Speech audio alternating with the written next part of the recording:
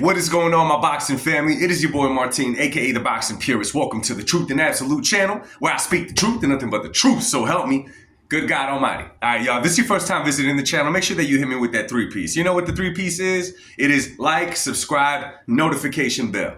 Let's get right into this one, man. So this has been a crazy week, and I don't know how many times I've said that, man. It's been a crazy week in boxing. Really, it's been a crazy week when it involves the face of boxing. I'm talking about Canelo Alvarez. Now, at the beginning of the week, we thought one thing. We thought Canelo was going to fight Terence Crawford. We thought it was made. Come Tuesday, that fight stopped. It looked like Canelo was almost a done deal, about to fight Jake Paul. The next day over, not even the next day over, that night, Canelo Alvarez signs a 4-fight deal with Riyadh season with the whole lineup that we thought was going to be next, right? So I got a buddy, man. I got a buddy out in San Diego, man. Shout out to my man Javi, right? So he's working out, okay? And he's talking to a younger brother of Canelo, all right? Younger or older, I'm not sure, but it's Ricardo. And Ricardo said, do not believe anything unless Canelo says it himself. Well, not to my surprise, but I found that out the hard way. Because I put out a few videos thinking I knew what Canelo's next move was, and obviously it just was not there. Okay, it was not there. The 4-fight deal, that's official. Him fighting Crawford in September, that's official. The other 3 fights, there was a lineup thrown out there which involved the names of Jamal Charlo, Bruce Sarase, Hamza Shiraz, Chris Eubank Jr. There was a few people thrown out there, but guess what, man? We actually don't know, and I learned my lesson. Unless we see Canelo share it on one of his social media platforms, I'm not going to believe it no more. Unless Turkish Al-Sheikh puts it out there. And even that's questionable because Turkish Al-Sheikh said that he purposely puts out false news sometimes. I don't know if to get a stir up. I don't know if to get a reaction from the crowd. I don't know what he does it for. He shake things up. And guess what? We all fall for it because why wouldn't we, right? We give him the benefit of the doubt. However, this made news, and this is gaining a little bit of, I'm not going to call it controversy, right? Because we know how Jake Paul is. But America's favorite troll, Jake Paul, is obviously very sour about something, and with reason. Okay, I'm gonna give him that with reason, all right? I'm putting myself in his shoes. Now, even the reports on ESPN when they announced that Canelo signed the 4-fight deal with Riyadh, they said that the fight with Jake Paul was literally at the 1-yard line, which means it was about a done deal.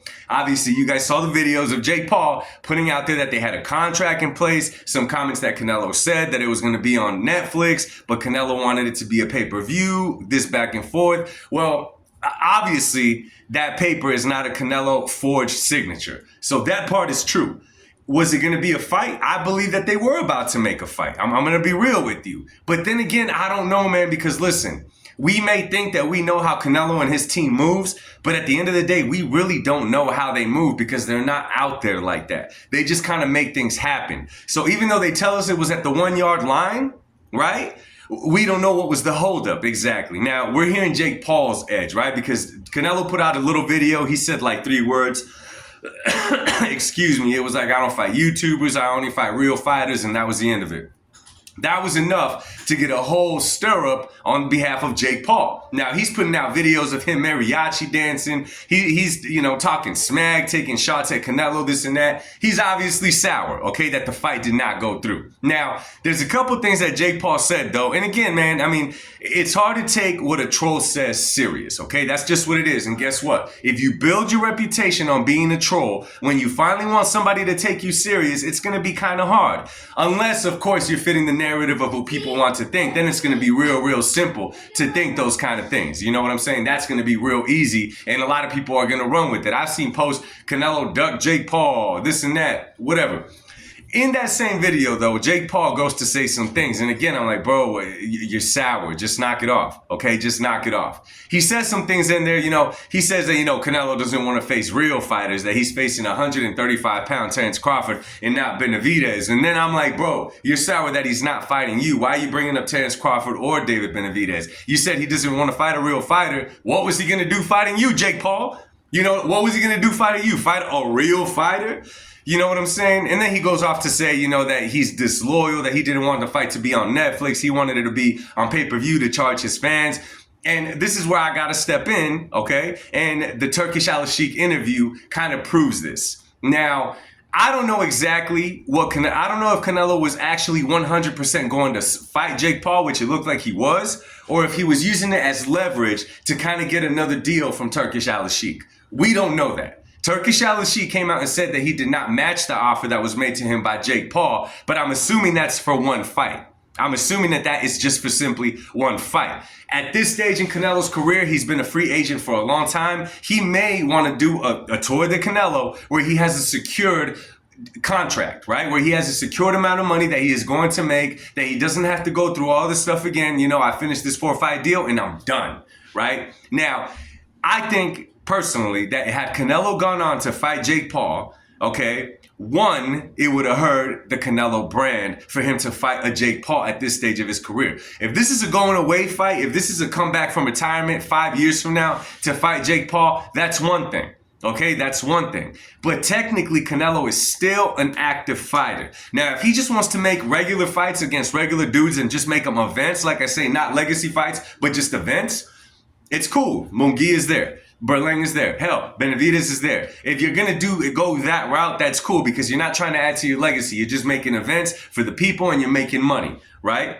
But a fight against Jake Paul doesn't really prove that because Jake Paul may be sanctioned for a couple of fights or whatever, but the truth of the matter is that we don't take him serious as a boxer, okay? Many people do. That's cool. You're free to do whatever you want. I don't take him serious as a boxer because he is not going in there and put the work that normal boxers have. We disrespect the boxing game when we say that about Jake Paul, right? So I think that part was what ultimately, if that's the route that Canelo was going, he realized that that was going to hurt his brand at this stage of his career, okay? So securing the fight deal with Riyadh season, okay, and we know Canelo hasn't really signed multiple fight deals since the one with PBC, but that one's kind of tricky, man, because I don't think that PBC was able to hold up their side of the bargain is what happened, because ultimately, even at that time, we know that Canelo was chasing the Dimitri Bivol fight. Now, the funny thing to me, okay, this is the super funny thing to me, is that Jake Paul is now, obviously, he's going to continue to troll Canelo.